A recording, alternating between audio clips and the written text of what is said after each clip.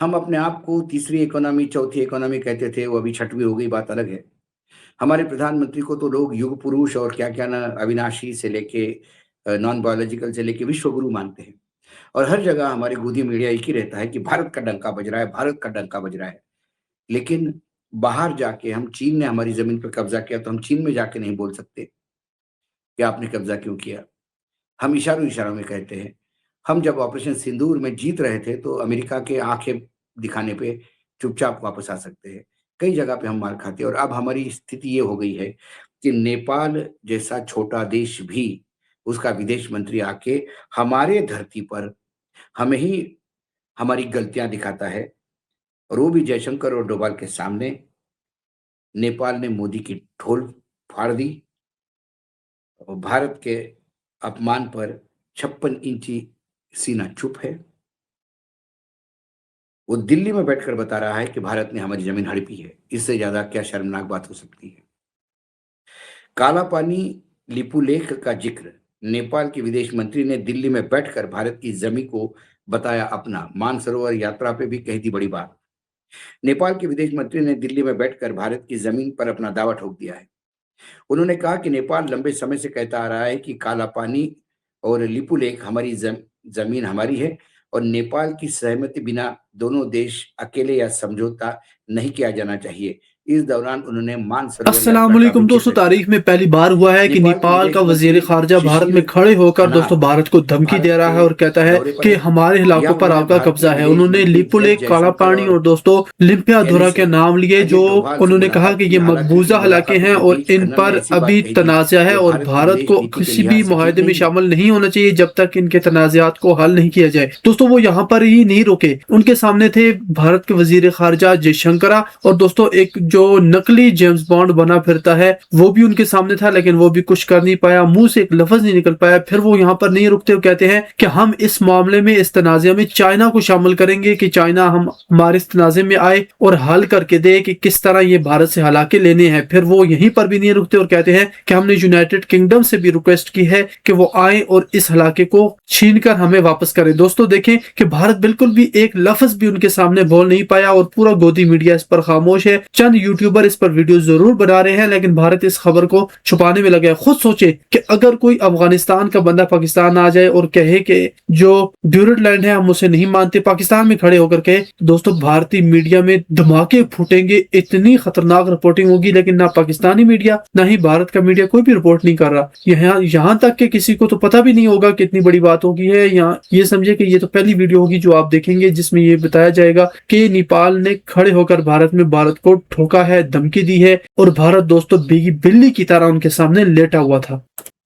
जब उनसे कैलाश मानसरोवर को लेकर सवाल पूछा गया तो उन्होंने कहा कि भारत की जमीन यानी काला पानी और लिपुलेख को नेपाल का बता दिया। शिशिर खनल ने कहा कि कैलाश मानसरोवर यात्रा कई अलग-अलग बॉर्डर पॉइंट से होती है।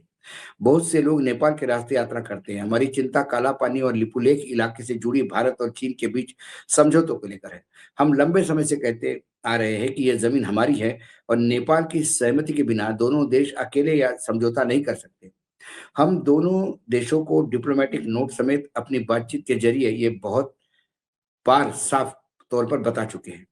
नेपाल के विदेश मंत्री ने कहा कि जब हम खुले दिल, समझदारी और आपसी सम्मान के साथ बैठते हैं, तो कोई भी समस्या बहुत जटिल नहीं होती और कोई भी सीमा बहुत जटिल नहीं होती। आइए हम ऐसी साझेदारी बनाएं जो अतीत की चिंताओं से बंधी ना हो, बल्कि हमारे साझा भविष्य की बड़ी उम्मीदों को और बेहतर संभावितता से प्रेरित करे। शिशिर खनाल ने नेपाल के जेनजी आंदोलन पर भी बात की। उन्होंने कहा कि सितंबर में एक आंदोलन हुआ, उस राजनीतिक बदलाव की वजह से ही हम सत्ता में आए। हालांकि उन्होंने कहा कि भारत में जो हो रहा है, उस पर मैं टिप्पणी नहीं करना चाहूंगा। मैं नेपाल और नेपाल भारत संबंधों के बारे में ही ज्यादा बोलना पसंद करूंगा। अग्निवीर योजना पर नेपाल के विदेश मंत्री शिशिर खनाल ने कहा कि यह भर्ती त्रिपक्षीय समझौते के जरिए की जाती है। हालिया बातचीत में हम उन चर्चाओं में नहीं गए हैं जब भारत सरकार को लगता है कि हम यह जरूरी है, तो किसी भी अन्य मुद्दे की तरह हम टेबल पर बैठकर इस मुद्दे को उठाने में खुश है। खन्ना ने आगे कहा कि जब हम सीमा पार देखते हैं तो हम एक उभरा हुआ भारत देखते हैं। एक ऐसी भारत जिसने वैश्विक मंच पर एक गतिशील तेजी से बढ़ती तकनीकी और आर्थिक शक्ति के रूप में खुद को मौलिक और खूबसूरती से फिर से परिभाषित किया। हम गहन आकांक्षा, अत्याधुनिक तकनीक और निरंतर क्रियान्वयन वाले इस भारत के साथ जुड़ना चाहते हैं। बदले में हम महत्वाकांक्षी नेपाल की ऊर्जा लेके आते हैं। हमारी प्राथमिक जिम्मेदारी कागज पर किए गए पुराने वादे और जमीन पर दी गई भौतिक वास्तविकता के बीच में अंतर को कम करना है। अब इन्होंने जो काला पानी और रिपुलेख जो एरिया उनके बताए हैं, उसको लेकर काफी दिनों से लगातार ये झगड़ा चल रहा है। देखा जाए तो 35 स्क्वायर किलोमीटर का एरिया है ये, और करीब करीब समुद्री से सीमा से अपने समुद्री तह से 3600 से 5200 मीटर अल्टीट्यूड पे है। ये इंडिया, नेपाल और तिब्बत, ये तीन देशों की सीमाएं यहाँ लगती है। जो तिब्बत अभी चाइना के प्रभुत्व में है, तो हम उसको चीन कह सकते हैं। पिथौरागढ़ के पूर्व उत्तराखंड में ये क्षेत्र है। नेपाल इसको दार्चुला जिले का सुदूर पश्चिम राज्य में दर्शाता है, वो अपनी जमीन मानता है। ये जो क्षेत्र है वो भारत के पास 1830 से है। 1830 में तो भारत पे अंग्रेज थे, तब से ये क्षेत्र भारत का हिस्सा रहा है। कैलाश मानसरोवर की जो यात्रा करते हैं उनका बेस इसी जगह पे होता है। 1816 में एक ट्रीटी की गई थी, सेगुली ट्रीटी के नाम से वो जानी जाती है।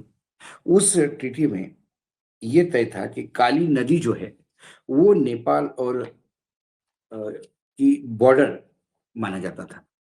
अब काली नदी का उगम जहां से है, जो जिस झरने से काली नदी का, महाकाली नदी बोलते हैं उसको, नदी का झरने से जो उगम है, उस वो उगम भारत में है, और इसीलिए वो पूरा क्षेत्र जो है काला पानी का भारत अपना बताता है। जबकि नेपाल जो है वो अलग मानता है। नेपाल ये कहता है कि लिम्पी धारा से काली नदी का उगम हो गया है, और लिम्पी धारा ये नेपाल में है, इसलिए काला पानी क्षेत्र भी नेपाल का है। सारा खेल महानदी, काली महानदी का जो उगम क्षेत्र है उसको, जो उसके डिफरेंसेस है उसको लेकर है, और ये कई सालों से चल रहा है। ऐसा नहीं कि आज आज का ही ये डिफरेंस है, काफी दिनों से। प्रश्न ये है कि नेपाल का विदेश मंत्री भारत में आके, ये भारत की आंखों में आंखें डाल के कहता है कि ये जमीन हमारी है, जबकि ये डिस्प्यूटेड एरिया है। उन्होंने कहा कि हमने ब्रिटेन और चीन को भी बोला इसमें मध्यस्थता करे, तो सरकार ने, भारत सरकार ने दो टूक जवाब दिया कि इसमें मध्यस्थता नहीं हो सकती किसी और देश की।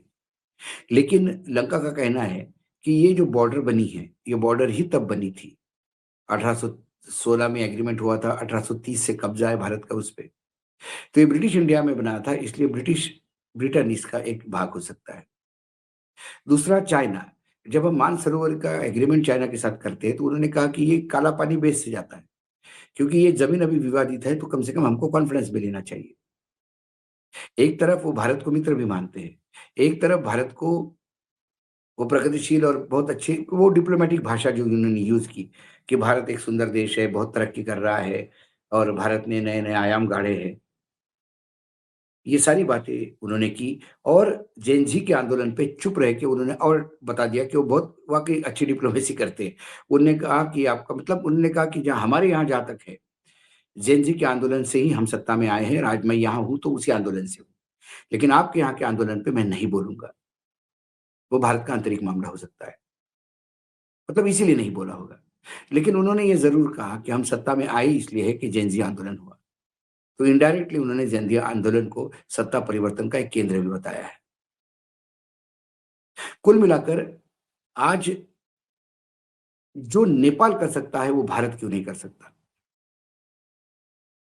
भारत आज भी लद्दाख में जो नोमैंस लैंड थी, उसको चीन ने कब्जा करके भारत की जमीन को नोमैंस लैंड बताया। लद्दाख के गोचर की जमीन उन्होंने नोमैंस लैंड में खींच ली, और भारत देखता रह गया। वहां का सांसद लिखता है, भारत देखता देखता रह गया। सोनम वांगचुक उसके लिए आंदोलन करते हैं, भारत देखता रह गया। भारत की तरफ से कोई प्रोटेस्ट नहीं होता। क्यों नहीं होता? ये तो अभी लेटेस्ट है। और जब कुछ हो जाए तो फिर नेहरू पे चले जाते हैं कि नेहरू के समय ऐसा हुआ था। लद्दाख वाला इश्यू तो अब है, अब का है। तो कहीं न कहीं ये भारत की विदेश नीति की कमज़ोरी दिखती है कि अब नेपाल भी आँखों में आँखें डाल के बोलने लगा है। एक सिरे से मुझे भारत की विदेश नीति पूर्ण रूप से डिरेल्ड होती चली है। डोवाल साहब जितनी हिंदी फ़िल्मों की स्क्रिप्ट का ढाँचा बना मतलब सप्लाई करने में लगाते हैं, उससे ज़्यादा यदि उस नेपाल पे ज़्यादा ध्यान दें, नेपाल, चाइना अपने जो न